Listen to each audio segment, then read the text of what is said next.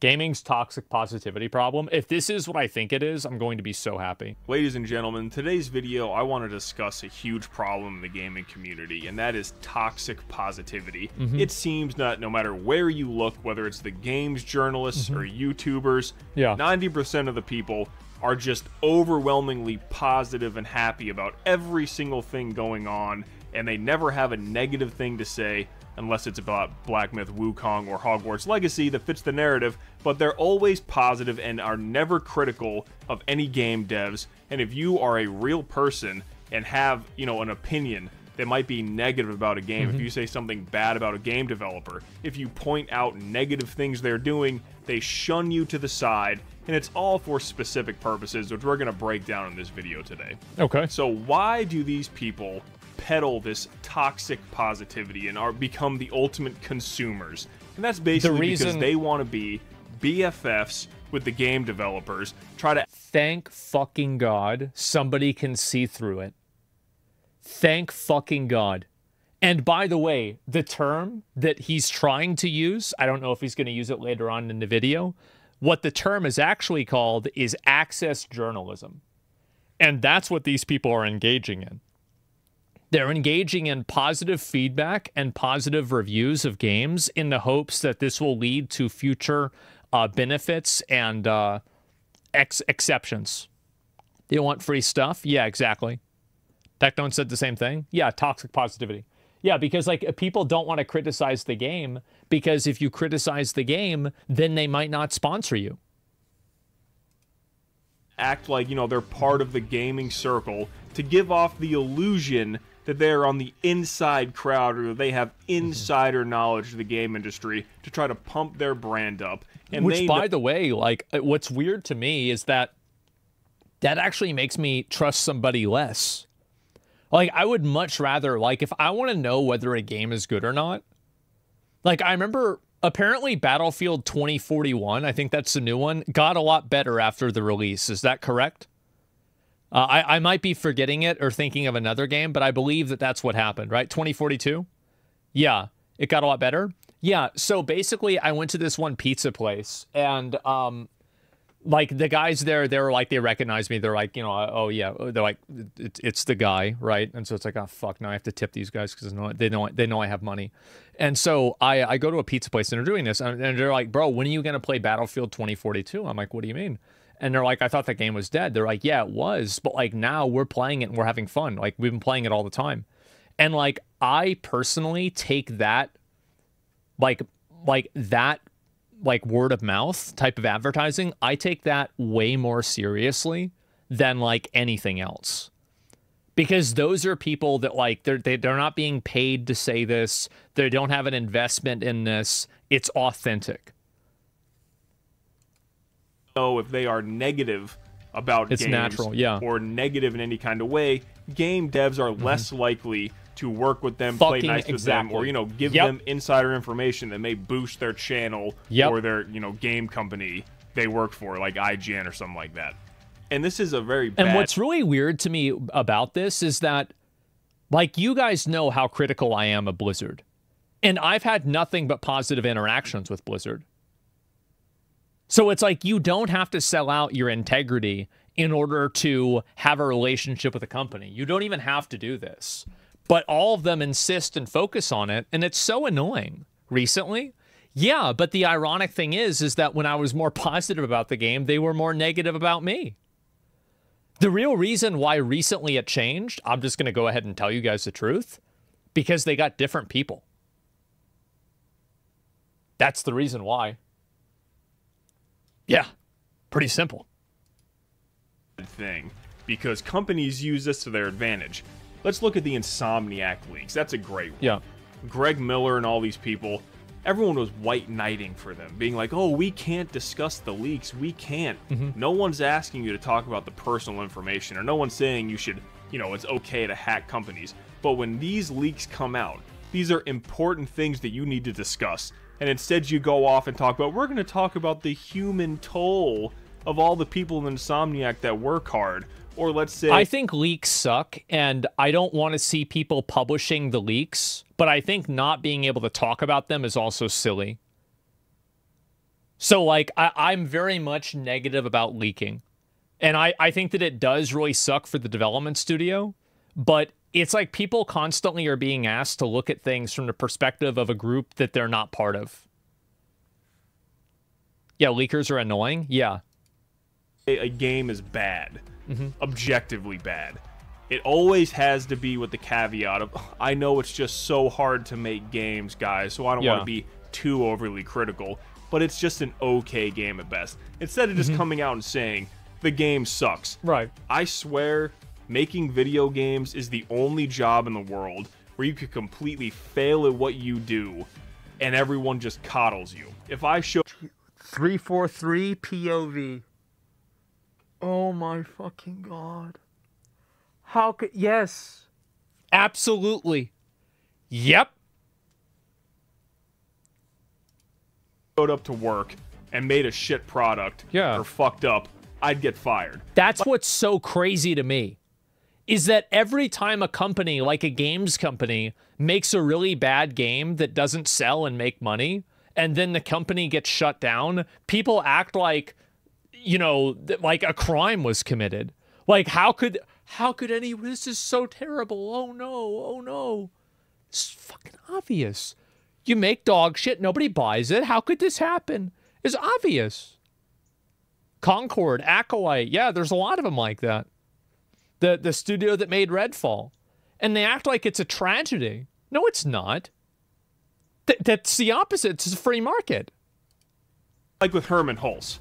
He made the game, you know, he made the executive decision, I'm pretty sure it was him, to buy Firewalk Studios that made Concord, saying it's going to be the next big thing.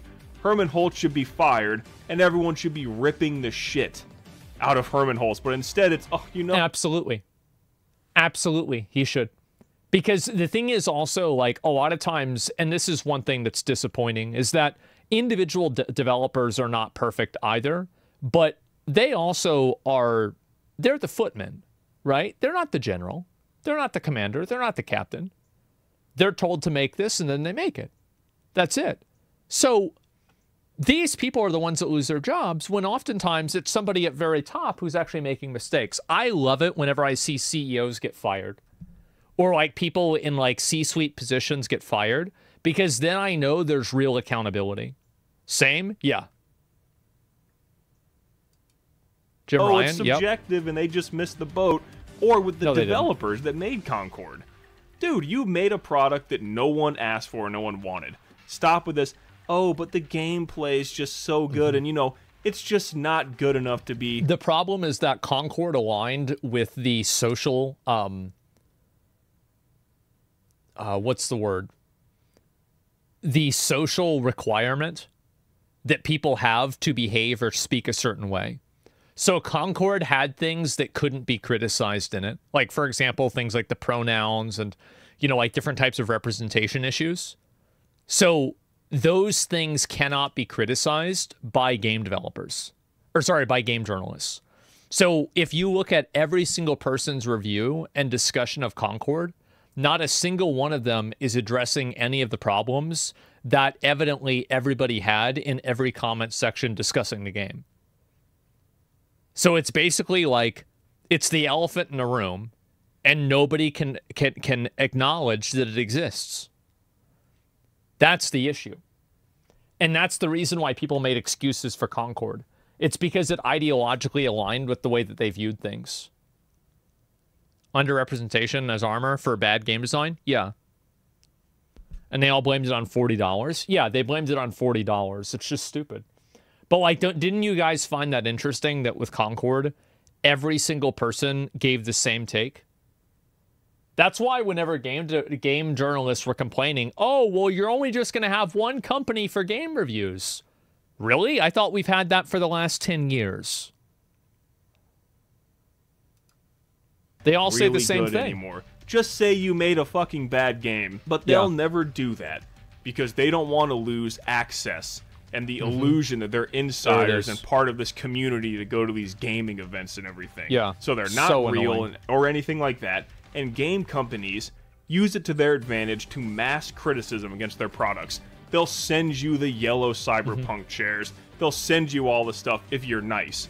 But if you criticize them in any way, even if it's minuscule or say any negative thing, they will blacklist you and shun you. And the real problem here is that reviewers and YouTube content creators exist for the benefit of the customer.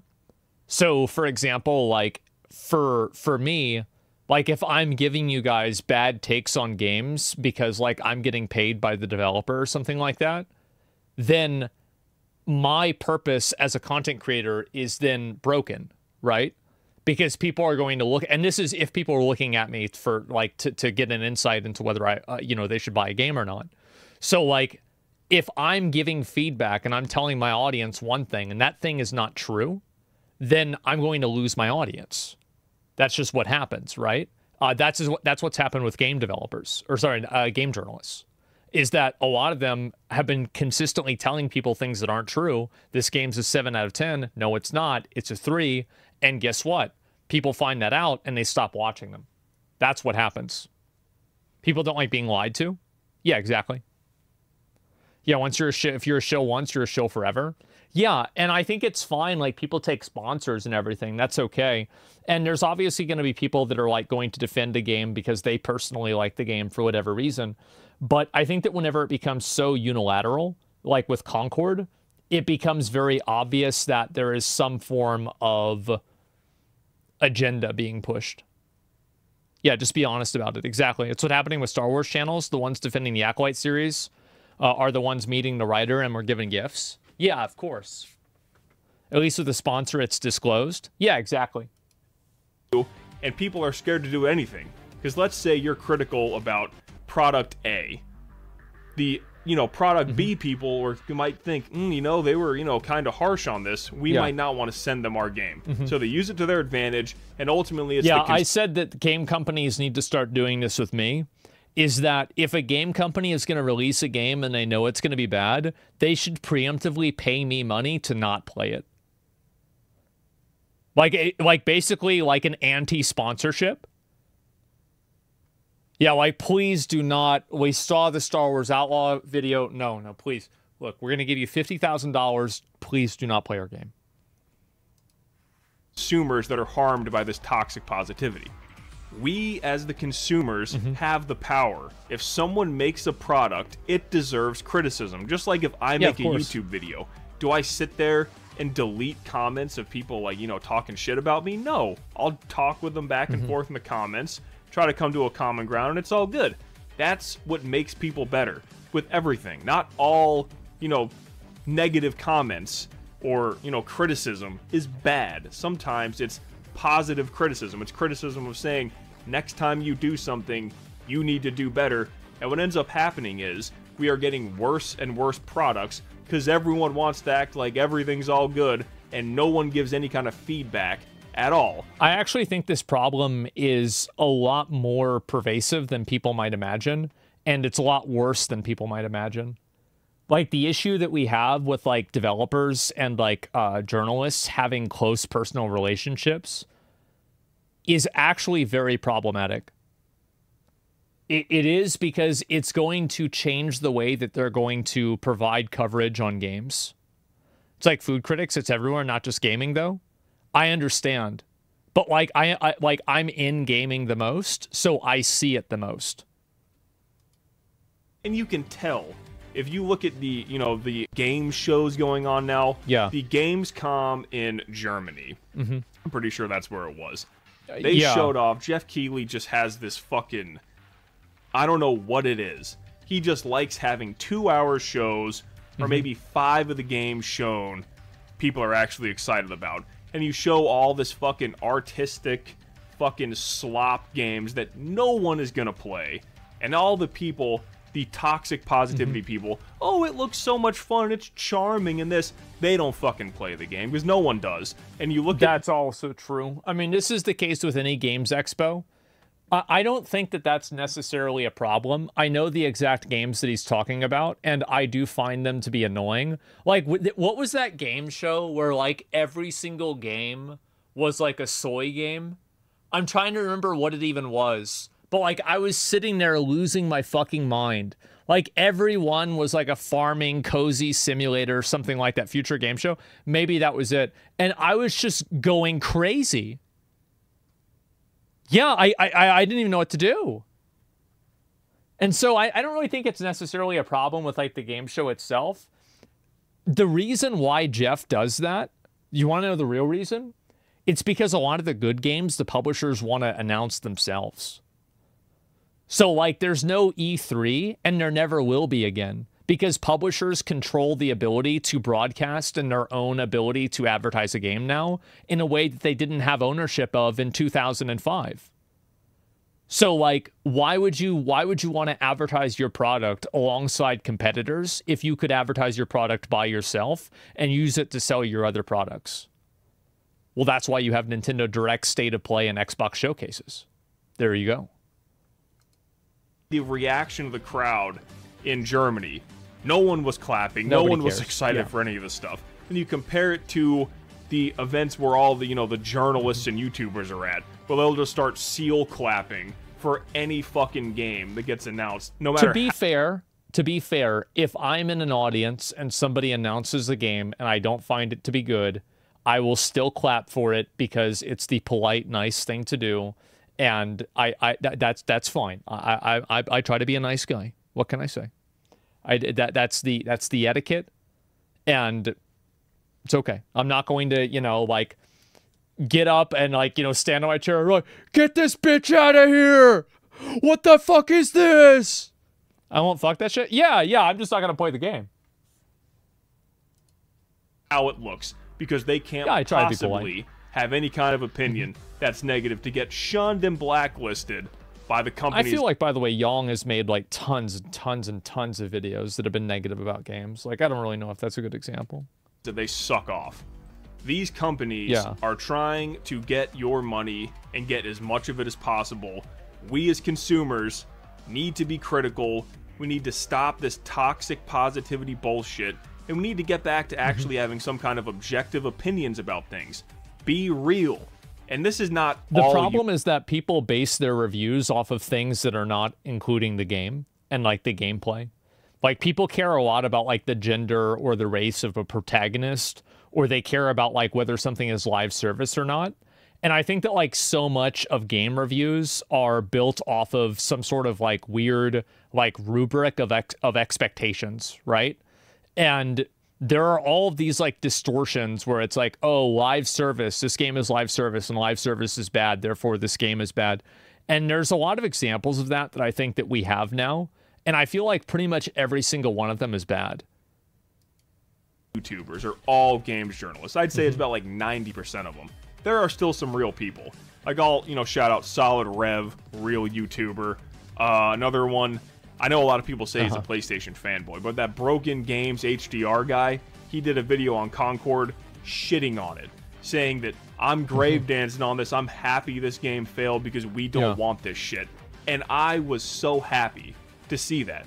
Because again, that is a game that no one asked for. Sony fans have been asking for Killzone, Resistance. It's crazy how Killzone was so good, and people that are probably under the age of 25 don't even know what it is.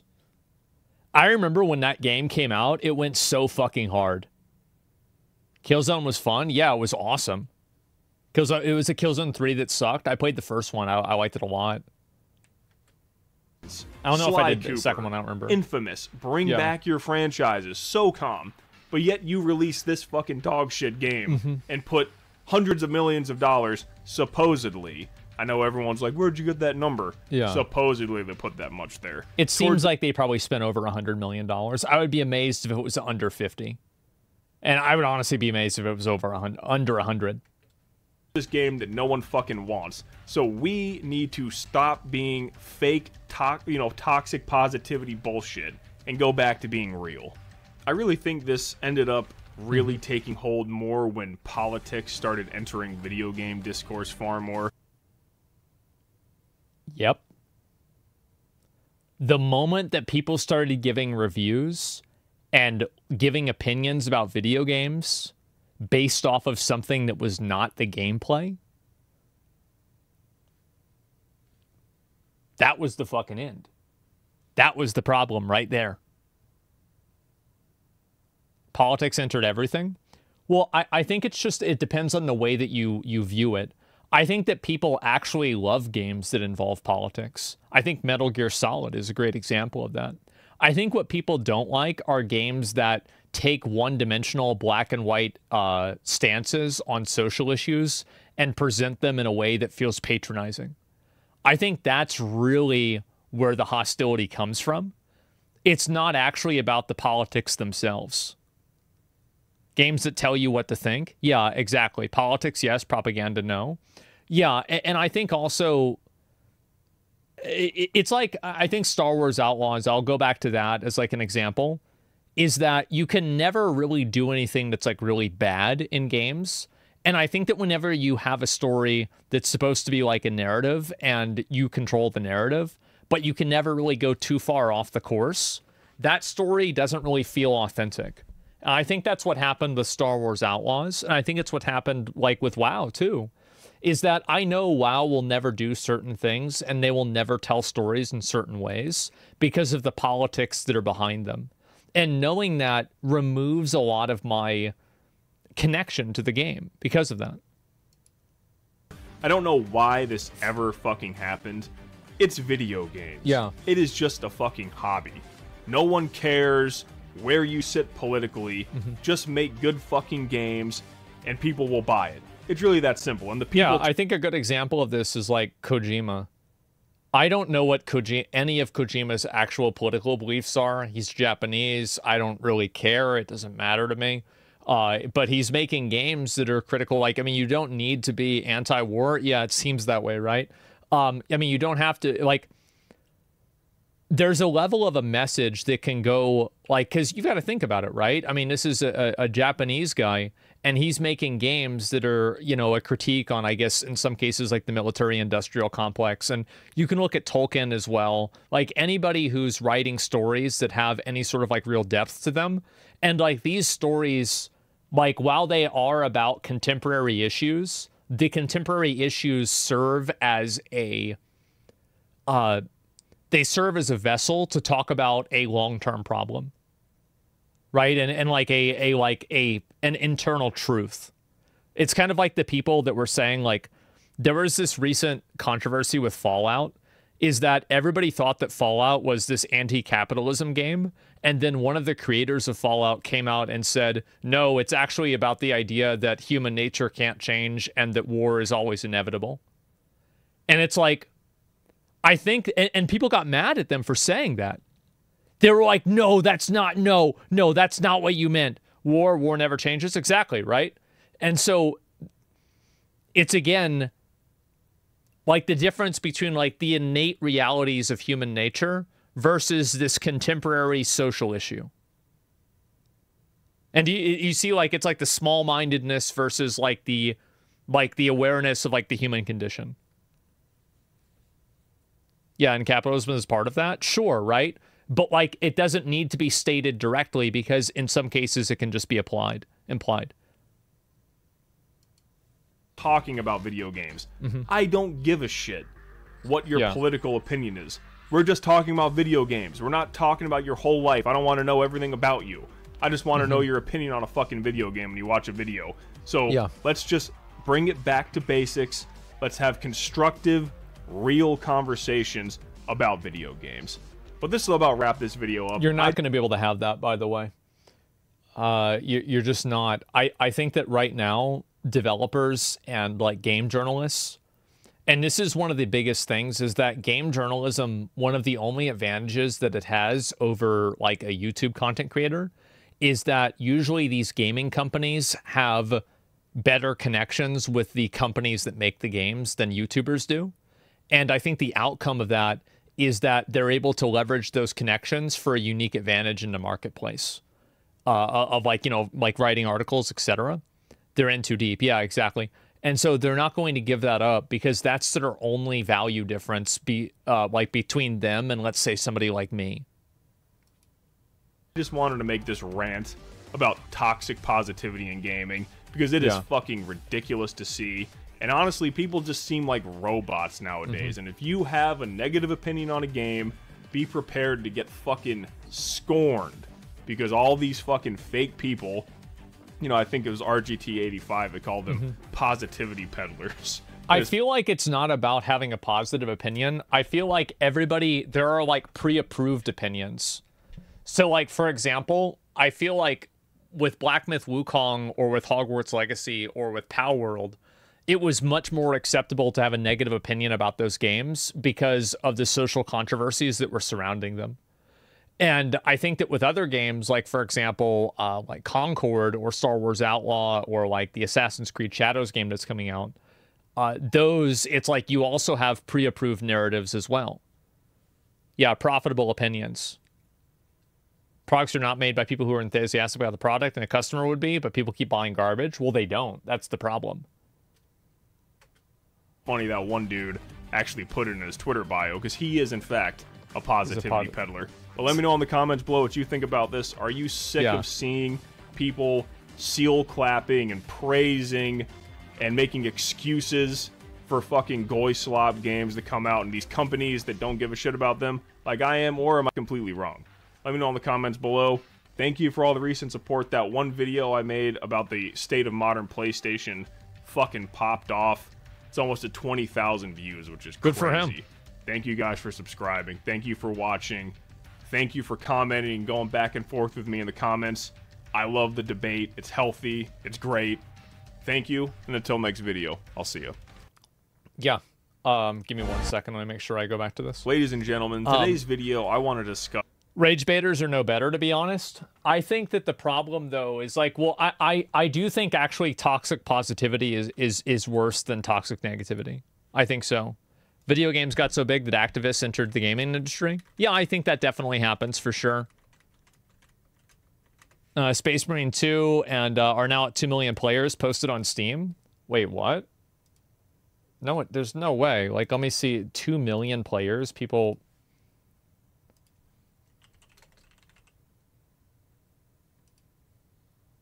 You're thinking about 2 million total sales? Is that what you're saying? 2 million sold. Really? Okay, let me just give me a minute. Let me finish talking about this and I'll look at it.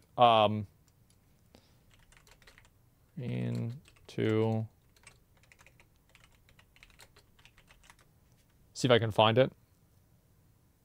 Yeah, I'll look at it after this. But yeah, anyway, I think this is what the problem has been for actually quite a while. It's been that a lot of these developers are giving favorable reviews and favorable criticism to games based off of criteria that don't reflect the interests of gamers. I think that's fundamentally what the problem is. And I think that existential problem has been growing over time. I think it's just gotten worse and worse and worse. Whereas now you have things like Black Myth Wukong and like Hogwarts Legacy, where you have people that are giving games like a 3 out of 5 based off of something that doesn't even have to do with the game. Or you have people that are flat out refusing to review a game because it's Hogwarts Legacy. Yeah, they stun like actual reviews. Yeah, exactly. Are you still considering the call of random chatters an idea? Oh, I don't know. Why is everybody using the term grifter nowadays? People use the word grifter because it invalidates a person's opinions. The idea with grifting is that you're only doing it for money and you don't actually have that opinion. It's just another word for shit-talking retards to use to complain whenever they hear an idea that they don't agree with. But I do think that there is a degree of grifting that happens with everything, right? And I think with this, that's the case. But yeah, I hate a lot of people worked hard on this defense. So what? A lot of people worked hard on the 2 Boeing planes that flew themselves into the ground. Hard work by itself isn't a virtue. Hard work that results in value to the world is. Man.